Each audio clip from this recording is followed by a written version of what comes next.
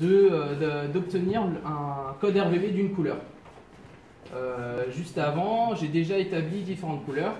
Donc ici, pour une petite contextualisation, j'ai mis aux élèves qu'à l'aide du logiciel GIMP, ils devaient retrouver les des codes RGB de chacune des couleurs pour créer un arc-en-ciel. Donc une chose assez simple en soi.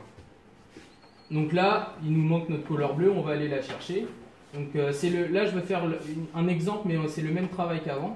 Et ça permet vraiment à l'élève de se familiariser aussi avec le logiciel informatique GIMP et aussi Excel, utilisant une macro qui permet d'associer à un triplet de nombre une couleur, donc comme le codage RGB. Et c'est pour ça qu'après on pourra faire le lien entre un tableau rempli de nombres qui permet d'avoir une couleur et donc des images numériques colorées.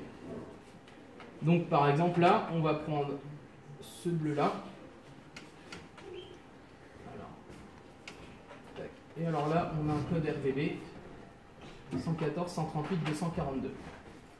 Je vais en mettre un où je l'ai fait précédemment, où j'étais sûr aussi. Donc ça dépend aussi par rapport à où on clique, mais généralement on va obtenir les mêmes couleurs.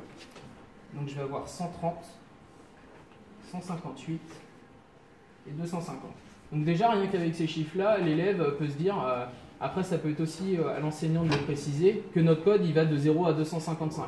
Mais qu'est-ce que représente après aller jusqu'à 255? Qu'est-ce que représente aller jusqu'à 0? Donc ça, c'est après dans les couleurs qu'il va voir. Par exemple, là, on voit que pour notre dernier chiffre, on a 250 pour une couleur bleue. Donc on peut se dire que ça va être par rapport à notre intensité de bleu qui va être présente. Pour la couleur rouge, on voit que le plus haut chiffre, c'est 214. Ça correspond, c'est le premier chiffre. Ça va correspondre à notre couleur rouge.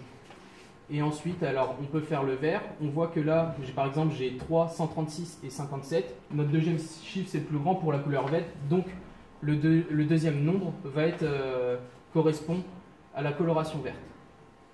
Donc là, si j'effectue la macro, donc la macro, c'est juste un programme qui est rentré qu'on peut trouver sur Internet. Donc là, on obtient bien avec la couleur que j'ai tout à l'heure copiée là. On peut faire un comparatif, on obtient à peu près les mêmes couleurs.